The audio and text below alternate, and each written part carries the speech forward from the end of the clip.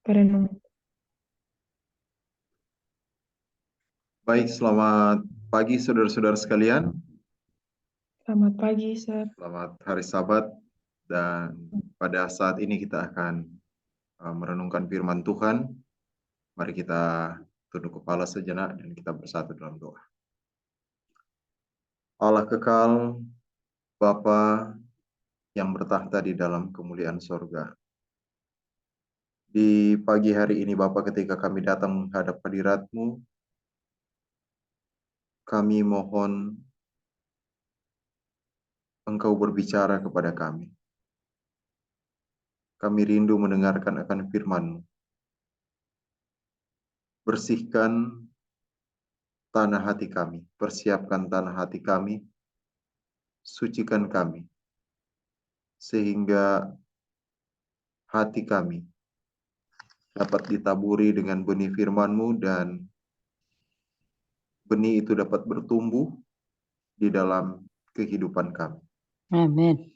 Terima kasih Bapa, karena kami percaya Engkau mendengar akan kebutuhan kami pada saat ini, kerinduan kami. Kami bawa doa ini di dalam nama Yesus, Juru Selamat kami. Amin. Amin. Oke, baik. Saudara-saudara, pada pagi hari ini kita renungan firman Tuhan kita pada pagi hari ini. Saya beri judul Anak yang Hilang. Pada minggu yang lalu kita telah mempelajari tentang anak durhaka, dan pada saat ini kita akan mempelajari tentang anak yang hilang. Oke, mari kita buka Alkitab kita. Alkitab kita di dalam buku Lukas. Buku Lukas pasal yang ke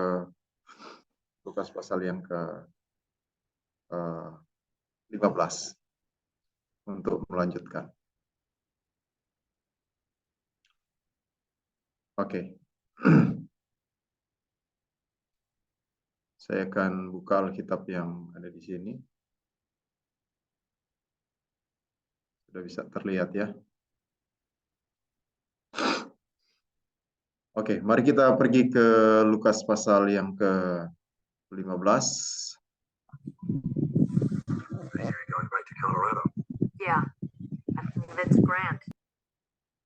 Oke, pada waktu yang lalu kita telah mempelajari ayat yang ke-11 sampai ayat yang ke-24. Dan pada saat ini kita akan melanjutkan pada ayat yang ke-25. Oke, kita review sedikit tentang anak yang hilang ini. Jadi, Bapa memiliki dua anak.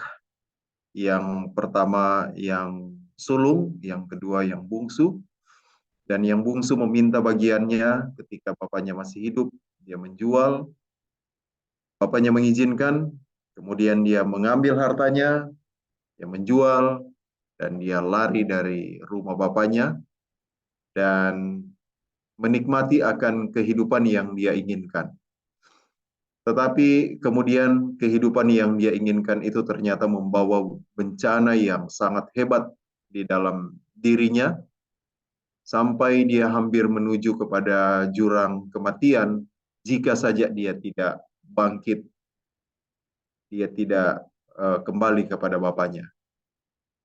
Menyadari akan kondisinya, akhirnya dia memutuskan untuk dia harus kembali kepada bapaknya. Tetapi dia mau kembali kali ini bukanlah sebagai seorang anak, tetapi dia mau kembali untuk mencari belas kasihan bapaknya, untuk mendapatkan untuk mendapatkan, kalau bisa dia bisa diterima sebagai seorang pekerja di rumah bapaknya. Dia tahu bapaknya adalah bapak yang sangat berbelas kasihan, dan dia berharap dia bisa diterima sebagai seorang pekerja. Dan akhirnya dia bangkit, dia berdiri, pulang. Tapi ketika dia masih jauh, rupanya bapaknya sudah melihat dia, dan rupanya bapaknya menunggu dia.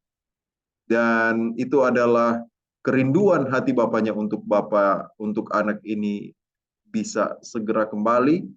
Dan bapaknya kenapa harus menunggu anak itu di pintu gerbang? Karena ada hukum di Israel bahwa kalau anak yang durhaka itu ketahuan oleh orang kota, maka dia akan dilempar dengan batu. Itu sebabnya bapaknya menunggu dia dan dengan kerinduan yang sangat dalam untuk menantikan anak itu pulang. Dan ketika anak itu pulang, bapaknya yang pertama melihat dia dan kemudian bapaknya langsung berlari melindungi anak itu jangan sampai ada yang membunuh dia di pintu gerbang. Dan dia segera dipakaikan pakaian yang bagus, pakaian yang indah, dan kemudian eh, apa yang terjadi selanjutnya kita melihat anak-anak itu kemudian dia diterima oleh bapaknya, dan bapaknya bukan menerima dia sebagai pekerja, tetapi bapaknya menerima dia sebagai anak, karena memang itulah yang diinginkan oleh bapaknya. Jadi itu adalah pelajaran kita pada minggu yang lalu. Dan akhirnya ketika dia diterima, bapak ini mengadakan pesta atas kembalinya anaknya yang hilang itu. Sebuah pesta atas kembalinya anaknya yang hilang. Tetapi apa yang terjadi ketika pesta itu berlangsung, maka kita masuk pada pelajaran kita pada pagi hari ini. Ketika pesta itu berlangsung, pulanglah anaknya yang sulung yang berada di ladang. Dan ketika ia pulang dekat dengan rumah, ia mendengar bunyi seruling dan nyanyian tari-tarian. Lalu kemudian ia memanggil salah seorang hamba dan bertanya kepadanya, apa arti semuanya itu? Dan kemudian hamba itu menjawab, adikmu telah kembali dan ayahmu telah menyembelih anak lembu tambun karena ia mendapatnya kembali dengan sehat. Apa yang terjadi dengan anak yang sulung itu? Maka marahlah anak sulung itu dan ia tidak mau masuk. Jadi dia menjadi sangat marah dan dia apa katanya? Dia tidak mau masuk. Lalu apa yang terjadi? Di mana posisi dari anak yang sulung ini? Kita bisa baca di kalimat selanjutnya, lalu ayahnya keluar. Jadi dia tidak mau masuk, dia berada di luar. Dia berada di luar. Ayahnya berbicara dengan dia, tetapi ia menjawab ayahnya, katanya, telah bertahun-tahun aku melayani Bapa dan belum pernah aku melanggar perintah Bapa. Tetapi kepadaku belum pernah Bapa memberikan seekor anak kambing untuk bersuka cita dengan sahabat-sahabatku. Dia rupanya anak yang sulung ini dia juga memiliki keinginan untuk bersuka cita, bersenang-senang dengan sahabat-sahabatnya. Dan kata bersuka cita ini merujuk kepada pesta seperti yang dilakukan kepada anak yang bungsu ini. Tetapi perhatikan dia menghubungkan dengan ini juga. Tetapi baru saja datang anak bapa yang telah memboroskan harta kekayaan bapa bersama-sama dengan pelacur-pelacur. Secara tidak langsung, anak yang sulung ini mengungkapkan sukacita yang dia rindukan itu mirip dengan ini. Mirip dengan ini sebenarnya. Mirip dengan ini. Jadi rupanya kedua anak itu memiliki kerinduan untuk bersukacita yang seperti ini. Memboroskan harta kekayaan bapaknya dengan pelacur-pelacur. Hanya yang bungsu dia mengekspresikan itu dengan lari, dengan mengambil bagiannya dan memenuhi kerinduan hatinya, tapi yang sulung dia tetap tinggal dan menemani bapaknya, menjalankan kewajiban sebagai seorang anak. Tapi di dalam hatinya dia juga memiliki keinginan untuk ini. Kemudian ayat 31, kata ayahnya kepadanya, "Anakku, apa yang kurang? Semua telah aku berikan kepadamu. Engkau selalu bersama-sama dengan aku. Segala kepunyaanku adalah kepunyaanmu juga. Kita patut bersukacita dan bergembira karena adikmu telah mati dan menjadi hidup kembali. Ia telah hilang dan didapat kembali." Inilah cerita tentang anak yang hilang yang dicatat di dalam Lukas pasal yang ke-15. Baik saudara-saudara, pada saat ini kita akan melihat karakter dari anak yang sulung ini. Mari kita kembali membuka Alkitab kita. Jadi kita akan melihat karakter dari anak yang sulung. Anak yang sulung ini, mari kita lihat, paling tidak ada 3 karakter yang nampak dari anak yang sulung ini. Yang pertama, Lukas 15 ayat yang ke-25. Tetapi anaknya yang sulung berada di ladang. Saudara tahu, ladang di dalam Alkitab, terlebih khusus di dalam buku Injil, ini sangat identik dengan tempat untuk bekerja bagi Tuhan. Sangat identik dengan tempat untuk melayani Tuhan. Sangat identik dengan tempat, ada ketika Yesus berkata kepada murid-murid, ladang sudah menguning, tetapi pekerja sedikit. Jadi ladang merujuk kepada tempat untuk menjalankan misi Tuhan, atau bisa disebut dengan tempat penginjilan, dapat diaplikasikan seperti itu. Anak ini dia berada di ladang, dia melakukan evangelisasi.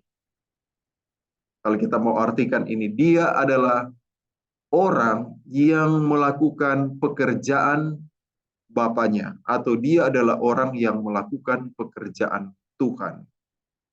Kemudian jadi ini karakter yang nampak, atau karakter yang nampak dari anak yang sulung ini. Kemudian yang lain, ayat yang ke-29. Dia melayani Bapaknya ini, bertahun-tahun aku melayani. Jadi dia melayani Bapaknya bertahun-tahun. Jadi yang pertama dia mengerjakan pekerjaan Tuhan, mengerjakan pekerjaan Bapaknya. Yang kedua, dia melakukan pelayanan. Dan yang ketiga, ini. Dia belum pernah melanggar perintah Bapa. Jadi ada 3 karakter yang nampak dari anak yang sulung ini. Yang pertama, dia bekerja di ladang Bapaknya. Yang kedua, dia melayani Bapaknya. Dan yang ketiga, anak yang sulung ini, dia melakukan perintah Bapaknya. Dan kita mengetahui ini adalah sebuah perumpamaan yang memiliki aplikasi. Apa artinya? Jadi anak yang sulung ini tidak lain adalah gambaran dari umat Tuhan. Jadi baik anak yang bungsu maupun anak yang sulung, ini adalah gambaran tentang umat Tuhan. Kenapa? Karena mereka berdua adalah anak dari Bapa tersebut. Nah, orang ini dia bekerja di ladang Tuhan. Artinya dia melakukan tindakan penginjilan. Dan dia melakukan tindakan pelayanan. Dan yang ketiga, dia menurut akan perintah bapaknya. Ini adalah karakter yang nampak dari anak yang sulung ini. Tetapi rupanya di balik karakternya yang nampak secara lahiriah, secara luar yang dapat dilihat oleh orang, rupanya ada karakter yang tersembunyi yang ada di dalam diri dari anak yang sulung ini. Mari kita lihat karakter yang tersembunyi dari anak yang sulung ini. Ayat 28. Maka marahlah anak sulung itu, dan ia tidak mau masuk. Jadi ini adalah karakter yang selama ini tidak terlihat kepada anak yang sulung itu. Selama ini orang hanya melihat anak yang sulung itu dia bekerja di ladang, dia melayani Bapa, dan dia menuruti Bapa. Selama ini orang melihat ini. Tetapi kemudian ketika adiknya yang bungsu itu yang telah mendurhaka kepada bapaknya kembali kepada bapaknya dan bapa menerima dia tanpa syarat, seakan-akan dia itu tidak pernah melakukan kejahatan kepada bapaknya. Ketika bapaknya menerima adiknya ini, dia menjadi marah.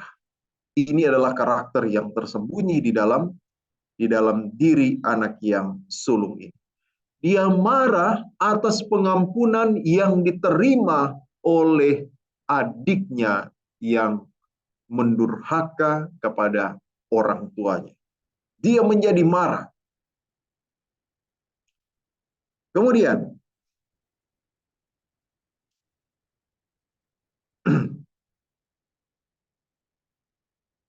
apa artinya?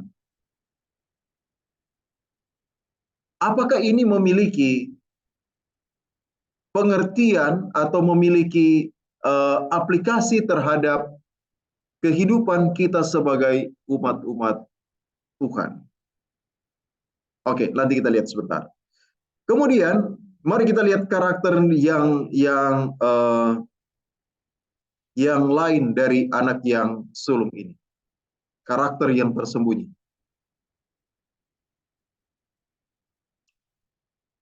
Dia menjadi marah terhadap ayahnya, terhadap situasi yang terjadi, dan kemudian dia tidak mau masuk. Dia tidak mau masuk. Oke. Dia kemudian berkata kepada ayahnya, bertahun-tahun aku melayani Bapa, tetapi kepadaku belum pernah Bapa memberikan seekor anak kambing untuk bersukacita dengan sahabat-sahabatku.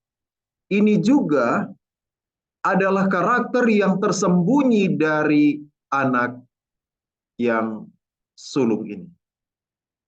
Ini adalah karakter yang tersembunyi. Orang melihat dia baik, orang melihat dia bekerja di ladang Tuhan, melayani, menurut akan perintah bapaknya, tetapi di dalam hatinya dia memendam kerinduan untuk suatu waktu dia bisa bersukacita dengan sahabat-sahabatnya yang dia bandingkan dengan adiknya yang memboroskan harta. Jadi secara tidak langsung dia menyatakan keinginannya seperti ini. Dan ini tersembunyi di dalam hati anak yang sulung ini. Ini tersembunyi. Tersembunyi di dalam hatinya. Hal yang lain, mari kita mencoba melihat karakter yang terselubung dari anak yang sulung ini. Masih di ayat yang ke-30. ayat yang ke-29 dan 30 maksud saya. Jadi ketika adiknya itu kembali,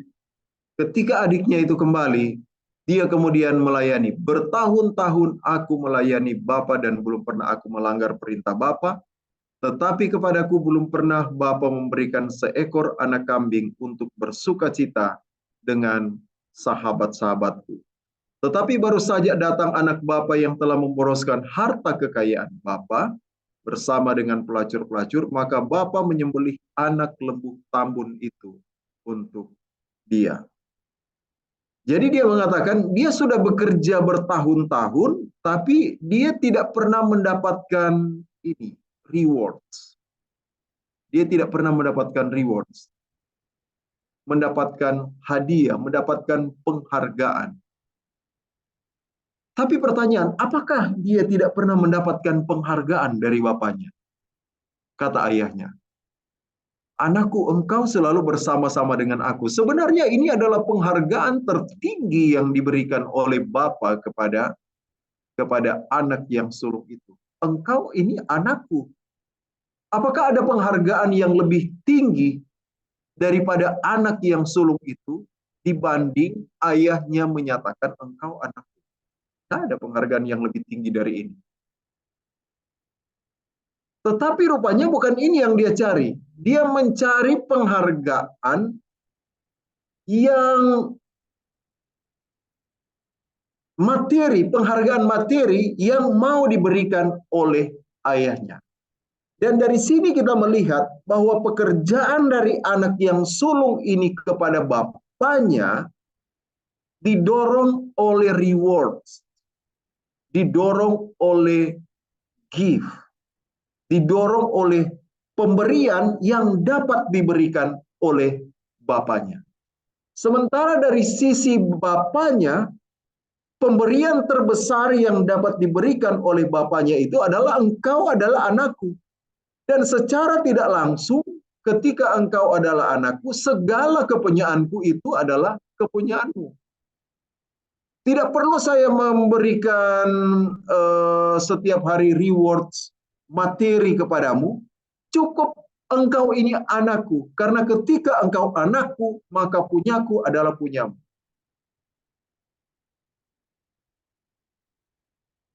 Inilah yang diberikan oleh Bapa kepada anak yang pemberian yang terbesar. Mana yang saudara mau pilih? Pemberian yang terbesar. Pemberian itu atau si pemberi itu? Ayahnya memberikan kepada anak yang sulung ini dirinya untuk anak yang sulung. Sehingga ketika dia memberikan dirinya kepada anaknya itu, maka segala miliknya adalah milik dari anak itu. Tetapi rupanya anaknya melakukan pelayanan selama bertahun-tahun, melakukan pekerjaan selama bertahun-tahun, menurut selama bertahun-tahun, karena dia mengharapkan rewards. Dia mengharapkan penghargaan dari bapaknya. Itu sebabnya ketika adiknya itu pulang dan dia melihat ada penghargaan yang diberikan kepada adiknya, dia tersinggung, dia iri, dan dia tidak terima. Dia tidak terima. Padahal adiknya itu pulang tidak mengharapkan rewards itu. Adiknya itu pulang bukan mengharapkan itu, tapi bapaknya memberikan itu. Dan yang diberikan sebenarnya oleh bapa kepada anak yang bungsu itu sebenarnya adalah dirinya juga sendiri. Dirinya juga sendiri. Oke. Mari kita melihat akan apa yang terjadi. Jadi ketika dia melihat kondisi yang terjadi ini, dia menjadi sangat marah dan dia tidak mau masuk di dalam perayaan itu. Pada akhirnya kita mendapati anak ini dia tidak masuk di dalam cerita di dalam pesta yang diadakan oleh bapaknya.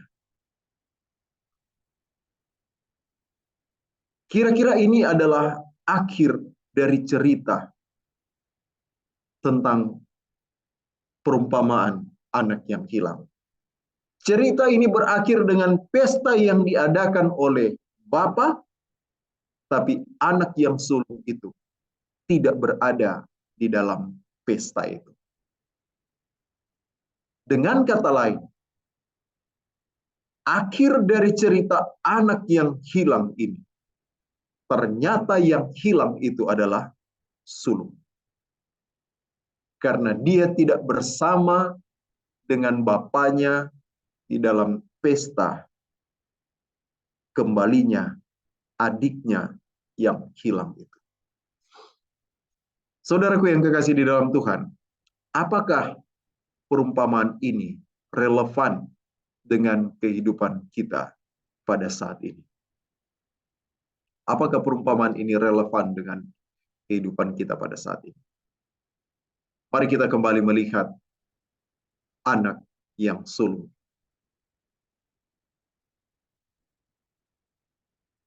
Apa karakter yang nampak dari anak yang sulung ini? Dia bekerja di ladang Tuhan, bekerja di ladang bapaknya, dia melayani bapaknya, dan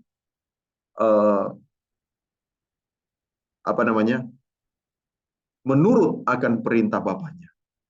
Tidak lain ini menggambarkan akan orang-orang yang menjadi pengikut-pengikut Tuhan, yang bekerja di ladang Tuhan,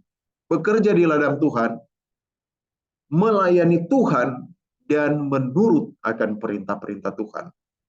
Secara lahiriah, mereka kelihatan sempurna di hadapan manusia. Tetapi ada satu yang tersembunyi di dalam diri dari anak yang sulung ini. Orang-orang yang menjadi pengikut Tuhan, umat-umat Tuhan, anak-anak Allah. Mereka melayani Tuhan, mereka melayani sesama, tetapi ada sesuatu yang tersembunyi di dalam hati mereka. Mereka melakukan itu untuk rewards. Mereka melakukan itu bukan karena mereka memiliki bapa di dalam kehidupan mereka.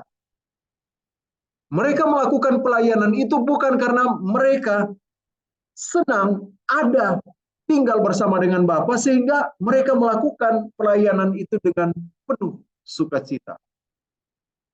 Mereka melakukan pelayanan-pelayanan itu bukan karena mereka merasa saya ini anak Bapa, begitu berharga pemberian ini. Saya ini anak Allah, begitu berharga karunia yang Allah berikan kepada saya. Saya adalah orang berdosa, tetapi Tuhan mengangkat saya sebagai anak. Begitu berharga pemberian ini. Saya ini orang yang tidak layak, tetapi Allah melayakkan saya. Betapa saya bangga menjadi anak Allah. Dan untuk itu, apapun yang Bapa mau minta kepada saya akan berikan. Karena saya telah mendapatkan karunia yang paling berharga di dalam hidup saya.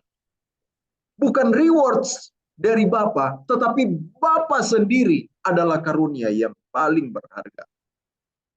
Satu-satunya yang hilang, yang sangat berharga dalam diri manusia ketika manusia jatuh, itu adalah Bapa. Itu adalah Allah.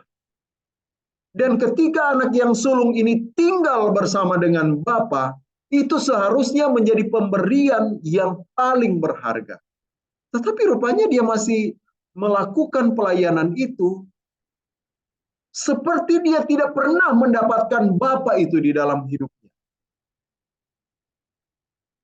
Dia melakukan itu seperti dia tidak pernah mendapatkan Bapa di dalam hidupnya, sehingga dia bekerja untuk upah.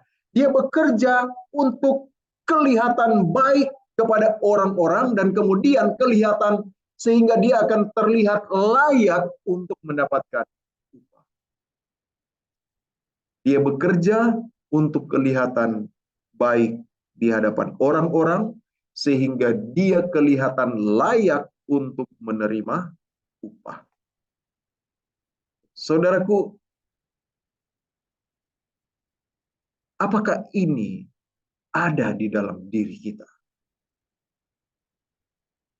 Dan apakah ini bersembunyi di dalam diri kita? Yang mana bekerja kemudian kita mendapatkan upah itu tidak masalah. Bukanlah satu hal yang masalah.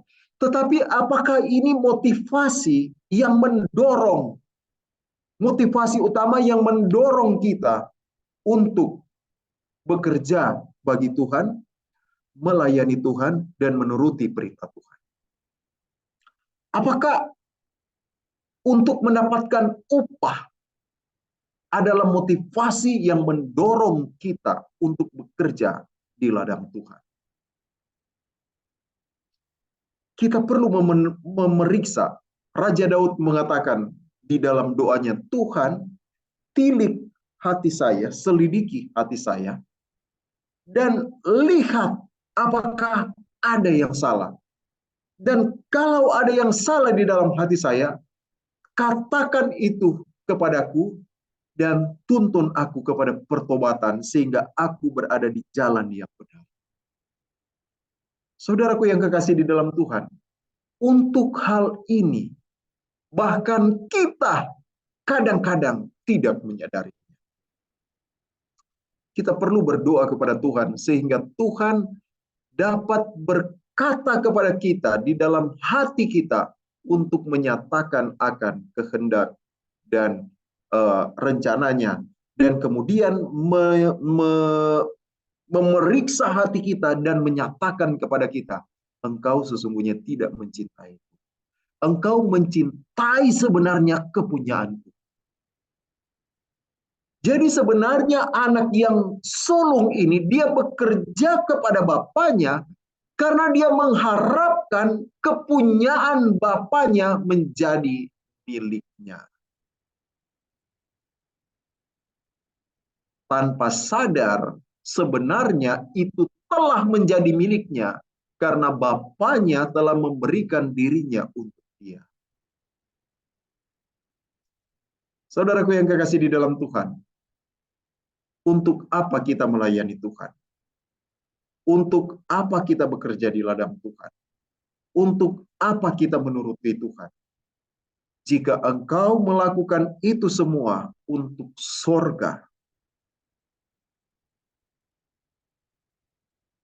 dan untuk kehidupan yang lebih baik, hati-hati. Karakter anak sulung itu ada padamu. Hati-hati.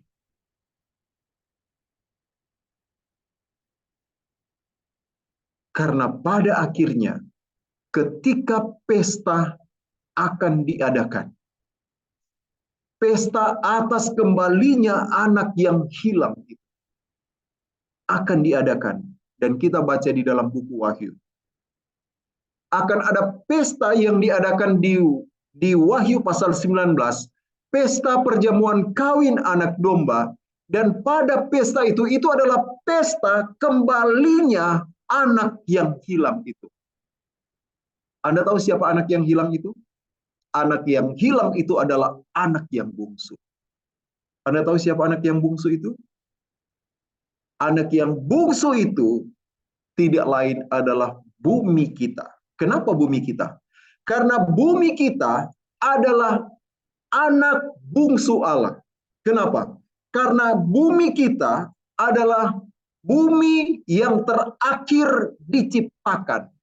Karena dari kekekalan sana, Allah telah menciptakan banyak dunia yang dihuni oleh manusia yang sama seperti kita. Tetapi mereka tidak jatuh di dalam dosa. Tetapi pada waktu Allah menciptakan dunia kita ini, dan ketika Lucifer berjalan dari satu dunia ke dunia yang lain, menggoda mencari pengikutnya, ketika dia datang ke dunia yang bungsu ini, dunia yang bungsu ini hilang. menurut akan perintah dari Lucifer dan mereka hilang. Tapi akan ada waktunya dunia ini akan kembali kepada Bapa dan akan ada satu pesta yang dinamakan di dalam Wahyu pasal 19, pesta perjamuan kawin anak domba. Dan pada waktu pesta ini diadakan, ayat tema yang kita angkat pada pertemuan ini diambil dari Wahyu pasal yang ke-22 ayat 15. Wahyu 22 ayat 15. Mari kita buka Alkitab kita. Di tengah-tengah sukacita yang diadakan atas keselamatan yang akhirnya diwujud nyatakan oleh Allah di dalam satu kesukaan besar di sorga. Dalam satu kesukaan besar di sorga, ini ada sesuatu yang terjadi. Tetapi anjing-anjing dan tukang-tukang sihir, orang-orang sundal dan orang-orang pembunuh, penyembah-penyembah berhala, dan setiap orang yang mencintai dusta dan melakukannya, tinggal di luar. Ketika perayaan itu dilakukan terhadap kembalinya umat tebusan, sukacita abadi di sorga dirayakan bersama dengan malaikat-malaikat dan orang-orang makhluk-makhluk yang tidak jatuh. Ketika itu dirayakan, ada yang tinggal di luar. Siapa mereka? Anjing-anjing, tukang-tukang sihir, orang-orang sundal, pembunuh, penyembah-penyembah berhala. Perhatikan ini. Setiap orang yang mencintai dusta dan melakukannya. Anda tahu siapa ini? Orang yang mencintai dusta dan melakukannya? Tidak lain. Dialah anak yang sulung. Kenapa dia mencintai dusta dan melakukannya? Karena dia sebenarnya tidak mencintai bapaknya. Dia hanya menginginkan kepunyaan bapaknya. Dan ketika adiknya itu kembali dan dia melihat bahwa kepunyaannya akan diambil oleh adiknya itu, dia merasa benci, dia merasa iri. Dia tidak rela harta bapaknya akan berbagi dengan dia. Dia sudah mengambil bagiannya, sekarang dia akan mengambil bagianku karena Bapa menerima dia. Jadi rupanya selama ini dia melayani bapaknya karena dia mencintai harta dari bapaknya. Bukan karena dia mencintai bapaknya itu. Dia menuruti Tuhan karena dia mencintai sorganya Tuhan. Dia melakukan pekerjaan di ladang Tuhan karena dia mencintai reward yang akan diberikan. Mungkin posisi, mungkin gaji yang lebih besar, mungkin tunjangan yang lebih banyak. Dia melakukan itu semua karena dia mencintai reward dari bapaknya. Dan ketika dia melihat adiknya pulang, dia melihat ini berbahaya. Bagian saya akan diambil dari kehidupan saya. Sehingga dia tidak senang, dia menjadi iri. Jadi rupanya ketika dia bekerja sebagai anak bapaknya, orang tanya, apakah kamu mencintai bapakmu? Jelas saya mencintai dia, ayahku kok. Dia orang tuaku, saya mencintai dia. Tetapi dia bekerja itu tidak didorong oleh rasa cintanya kepada bapaknya. Dia melakukan itu tetapi karena reward yang akan diberikan oleh bapaknya. Saudaraku yang kekasih di dalam Tuhan, dengan kata lain, anak yang sulung ini, dia mencintai dusta dan melakukannya. Apa yang dusta yang dia cintai? Dia melayani Tuhan bukan karena dia mencintai Tuhan, tetapi karena dia menginginkan gift, pemberian, hadiah dari Tuhan. Dia tidak menyadari bahwa pemberian terbesar dari Tuhan sudah menjadi miliknya, yaitu apa? Tuhan sendiri.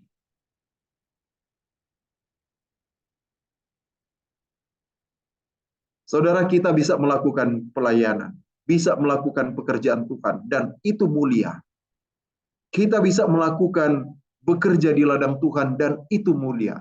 Kita bisa menurut Tuhan, dan itu luar biasa, itu mulia. Tapi jika itu dilakukan, didorong atas faktor reward, bertobatlah. Jika tidak, bukan engkau akan dikeluarkan, tetapi engkau tidak akan terima dengan kenyataan. Ketika orang berdosa itu pulang, orang yang tidak pernah bekerja. Anda ingat perumpamaan Yesus tentang orang yang bekerja di ladang Tuhan?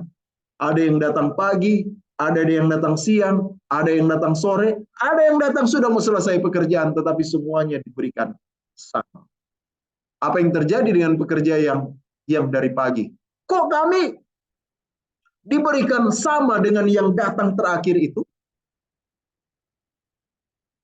Karakter mereka adalah karakter anak yang sulung. Yang datang di awal. Anak yang sulung datang di awal. Dan Yesus mengatakan dengan sangat sedih, yang pertama ini akan menjadi yang terakhir.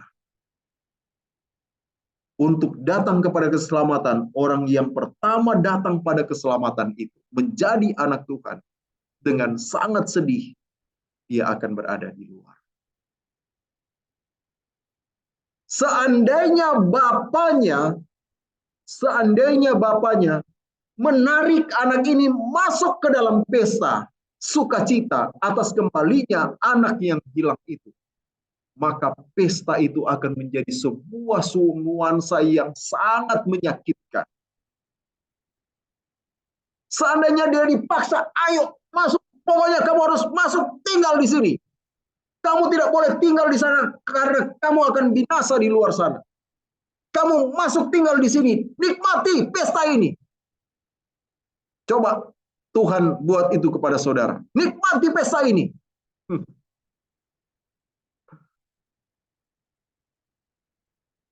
Kebencian terhadap Bapa itu akan semakin menjadi-jadi. Dan kebencian melihat adiknya yang pulang itu akan semakin membara di dalam dirinya. Dan pemberontakan akan terjadi pada saat itu. Apakah saudara mengerti kenapa pada akhirnya orang berdosa itu tidak diizinkan masuk? Sebenarnya bukan mereka tidak diizinkan, tetapi karena Allah mencintai mereka, supaya mereka tidak tersiksa di dalam sorga, mereka dibiarkan tinggal di bumi. Mereka dibiarkan untuk tinggal di bumi.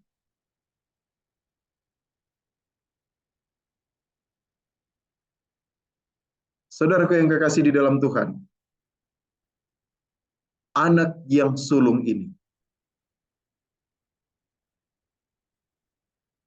adalah gambaran umat-umat Tuhan yang hanya bekerja untuk reward. Anak yang sulung ini, akibat dia bekerja untuk reward, apa yang terjadi? Dia tidak terima orang yang berdosa itu ketika kembali dan dicintai oleh Tuhan. Dia menjadi iri dengan orang yang diselamatkan itu. Saudaraku, pada akhirnya sikap anak yang hilang ini, sikap anak yang hilang ini, kita baca di dalam ayat tema kita, Wahyu 22 ayat 15. Pada akhirnya sikap dari anak yang hilang ini disamakan dengan ini. Anjing-anjing. Saudara tahu anjing ini apa artinya? Bukan hewan. Tetapi ingat ketika ada wanita dari Sirofenisia datang kepada Yesus meminta supaya anaknya disembuhkan. Jawab dari Yesus apa? Tidak layak mengambil roti yang diberikan untuk anak dan diberikan kepada anjing. Anjing-anjing ini tidak lain adalah bangsa-bangsa luar penyembah berhala. Bangsa-bangsa asing penyembah berhala. Itu yang disebut dengan anjing di dalam catatan Injil.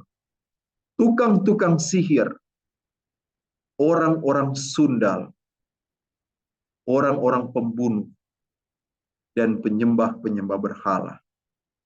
Pada akhirnya, sikap dari anak yang sulung ini, yang melayani Tuhan, tetapi dia tidak mencintai Tuhan. Yang melayani Bapa, tetapi sesungguhnya dia tidak mengasihi Bapa. Dia berdusta. Pelayanannya tidak lebih daripada sebuah kemunafikan. Pada akhirnya, sikapnya disamakan dengan dosa-dosa ini.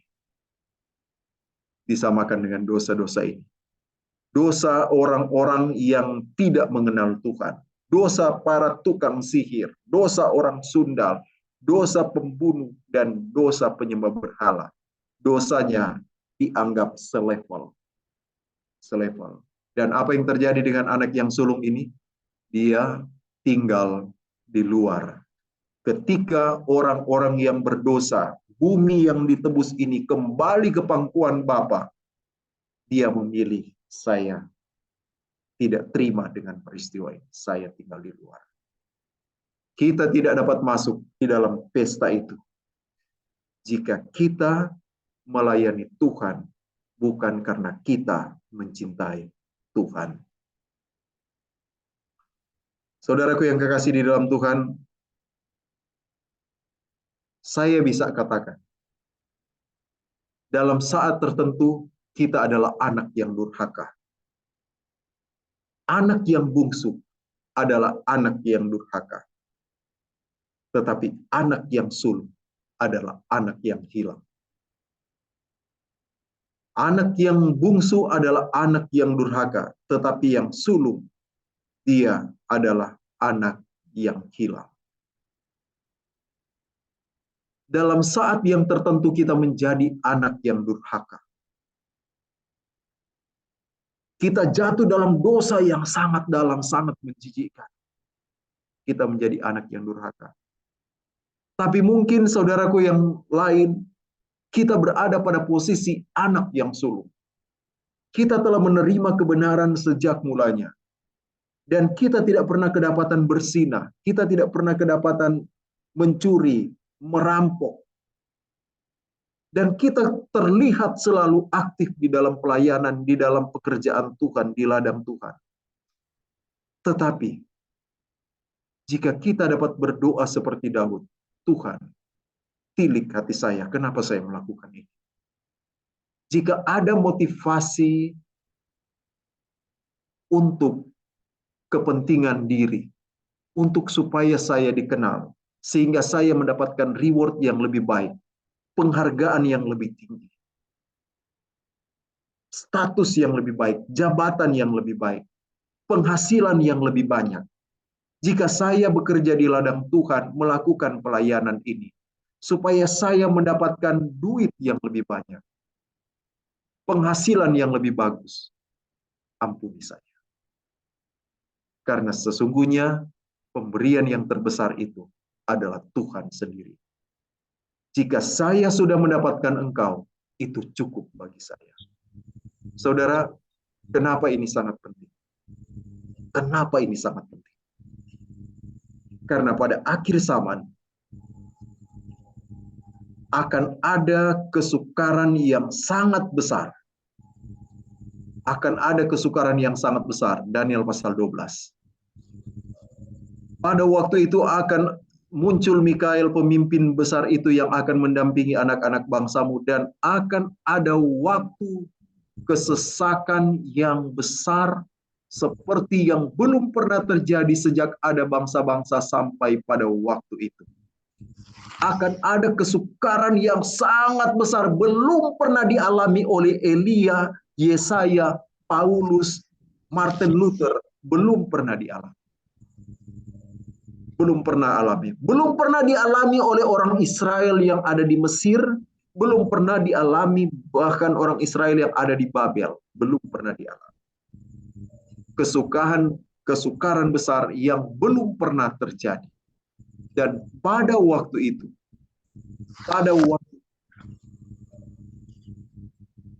milik Anda akan dirampas. Harta milik Anda akan diambil. Segala yang ada pada Anda akan diambil semuanya.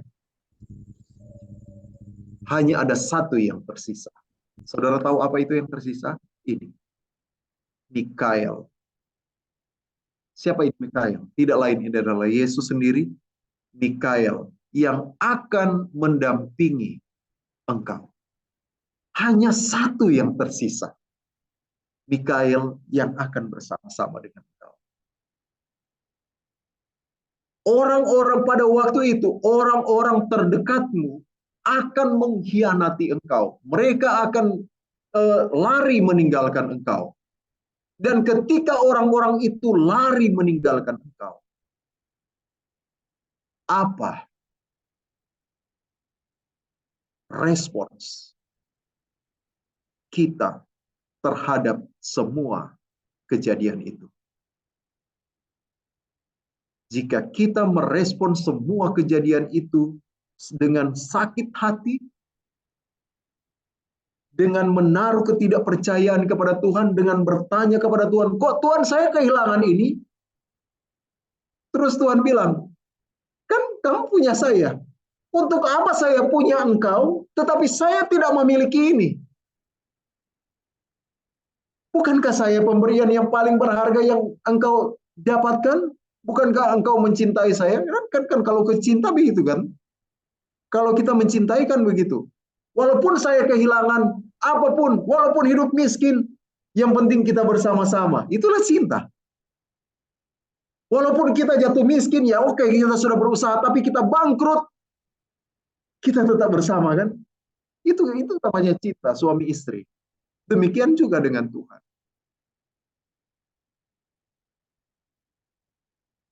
Kalau kita mau periksa, salah satu caranya kita mengetahui apakah kita mencintai Tuhan atau tidak. Apakah kita ini memiliki karakter anak yang suluk atau tidak adalah ini. Ketika kita melakukan pekerjaan dengan sebaik mungkin. Melakukan pelayanan dengan sebaik mungkin. Dan kemudian kita mendapatkan sesuatu yang tidak seharusnya kita dapatkan. Umpamanya kita tidak dihargai. Jabatan kita yang kita harapkan tidak kita dapatkan. Keuntungan yang kita harapkan peroleh, Tuhan berikan mujizat, ternyata tidak didapatkan. Apa yang kita doakan selama ini ternyata tidak dijawab. Ternyata tidak dijawab. Dan kemudian kita mulai sakit hati terhadap Tuhan. Kita mulai sakit hati terhadap Tuhan. Itu adalah tanda saudara memiliki karakter anak yang suluk. Segeralah berdoa kepada Tuhan. Dan Dia akan menyelamatkan engkau. Segeralah berdoa kepada Tuhan. Dengan kata lain saya harus katakan, kebutuhanmu yang sebenarnya bukan untuk kerinduan doamu itu dijawab. Bukan supaya engkau terbebas dari penyakit kanker, penyakit paru-paru. Bukan supaya engkau keinginanmu untuk memperoleh pendidikan yang tinggi, jabatan yang lebih baik, pekerjaan yang lebih layak dijawab. Sebenarnya kebutuhanmu yang terutama di dalam hidupmu sebenarnya bukan itu semua. Ketika engkau merasa doamu itu tidak dijawab, keinginanmu tidak dijawab, dan engkau mulai sakit hati terhadap Tuhan. Sebenarnya yang Tuhan ingin mau tunjukkan kepada engkau, sebelum terlambat, sebelum pesta itu tiba, yang Tuhan mau tunjukkan kepada engkau, anakku, hati-hati. Hati-hati. Kalau engkau pelihara, saya tidak menjawab doamu selama ini. Karena saya mau memperkenalkan benih yang ada di dalam hatimu. Dan itu sangat berbahaya bagi jiwamu. Saya mau memperkenalkan benih itu. Saya mau kasih tahu kepadamu ada benih berbahaya di dalam hati. Benih itu harus dikeluarkan. Karena kalau itu tidak dikeluarkan, itu akan mengancam keselamatan kekal. Dan kadang saudara, dalam banyak hal bahkan, Allah tidak menjawab doa-doa kita karena Dia mau memperkenalkan ada benih liar di dalam hatimu. Ketika doa kita tidak dijawab. Dengan kata lain, ketimbang kita berdoa untuk Tuhan penyakit saya sembuhkan, Tuhan, ya kita boleh berdoa seperti itu. Tetapi kalau ketika doa kita tidak dijawab dan kita sakit hati kepada Tuhan, bersyukurlah kepada Tuhan. Karena Tuhan sedang memberitahukan kepadamu di dalam hatimu tersimpan benih liar yang berbahaya. Saya mau engkau menyadarinya. Karena saya mau engkau berada di dalam pesta itu ketika pesta itu diadakan. Saya lebih suka engkau berada di pesta itu daripada saya menjawab doamu untuk dinaikkan posisi jabatannya. Dan pada akhirnya saya akan kehilangan engkau untuk selama-lamanya. Saya lebih senang membuat engkau berada pada posisi yang tetap dan keuanganmu standar bahkan di bawah, dan engkau pada akhirnya menyadari dosamu, benih yang berbahaya itu ada di dalam dirimu, dan kemudian engkau berbalik. Daripada saya menjawab doamu, memberikan engkau harta kekayaan, memberikan engkau penghasilan yang layak, dan pada akhirnya engkau tidak menyadari benih itu akan bertumbuh dan menghasilkan buah untuk kejahatan. Dan engkau akan tinggal di luar. Bagi Allah, Dia lebih senang engkau menyadari benih itu sekarang dan berdoa kepada Dia untuk mencabut benih itu dari hati kita. Sehingga apapun yang terjadi,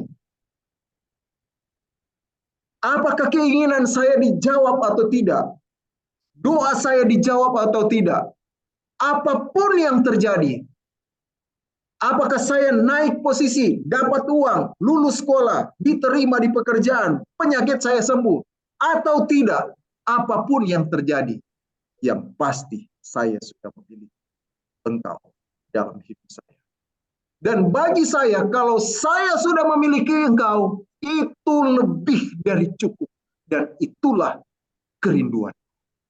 Karena kenapa saya memiliki engkau itu sudah cukup?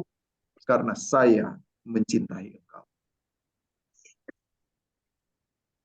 Karena saya mencintai engkau, itu sudah cukup. Engkau mau menaikkan posisi saya seperti Daniel, itu bukan urusan saya. Engkau mau membuat saya memiliki mobil yang baru, itu bukan urusan saya. Engkau mau membuat saya dapat jabatan pekerjaan dan tanggung jawab yang lebih besar, itu bukan urusan saya. Itu adalah bagian engkau yang memberikan kepada saya. Tapi kalaupun tidak, saya memiliki engkau sudah cukup. Sadrak, Mesak, dan Abednego mendapatkan posisi di wilayah Babel sebagai kepala pemerintahan di beberapa wilayah Babel. Tapi mereka diperhadapkan pada satu ujian. Mereka baru naik posisi, tapi mereka diperhadapkan pada satu ujian. Kamu harus sembah patung ini, menyembah berhala. Tetapi apa yang mereka jawab? Allah yang kami sembah sanggup melepaskan kami. Tapi sekalipun Dia tidak melepaskan kami, ketahuilah ya Raja, kami tidak akan meninggalkan Allah kami dan menyembah patung itu. Karena bagi kami hal yang paling berharga dalam hidup ini bukan jabatan yang kau berikan, tetapi Allah yang kami sembah. Dialah hal yang paling berharga dan hanya kepada Dialah penyembahan kami. Jangan engkau mengira engkau telah memberikan jabatan kepada kami, jabatan yang diincar oleh para pemimpin dunia pada waktu itu. Walaupun kami masih muda, jangan kamu mengira kami mendapat jabatan ini walaupun kami masih muda. Jangan kamu mengira kami mendapatkan pendidikan yang sangat baik ini, kecerdasan yang di atas rata-rata orang pintar pada waktu itu. Jangan kamu mengira kami mendapatkan semua ini dan kami akan meninggalkan Tuhan kami. Sekalipun ini semua hilang dalam hidup kami, Allah lebih berharga daripada itu semua. Sekalipun kesehatan saya semakin memburuk, ketahuilah ya Raja, Allah lebih berharga dari kesehatan saya. Sekalipun pekerjaan saya semakin memburuk, ketahuilah ya Raja, Allah lebih berharga dari pekerjaan saya. Sekalipun jabatan saya tidak diperhatikan, malah diturunkan dengan tunjangan yang jadi lebih sedikit, ketahuilah ya Raja, bahwa Allah saya lebih berharga dari jabatan saya. Saya tidak akan mengkhianati Allah saya demi jabatan saya. Kiranya Tuhan memberkati kita. Amin. Terima kasih Pak Amin. Pendeta. Amin. Terpujilah Tuhan.